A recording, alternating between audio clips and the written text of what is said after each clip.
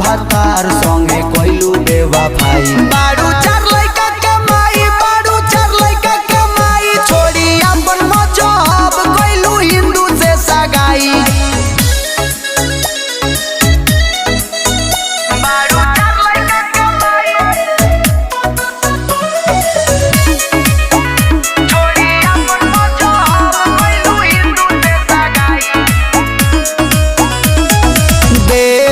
धमकी हो रानो सार मांग करे तोहार, झूठा हूँ गुलाम है दर करस पुकार, ठोके ले कपार।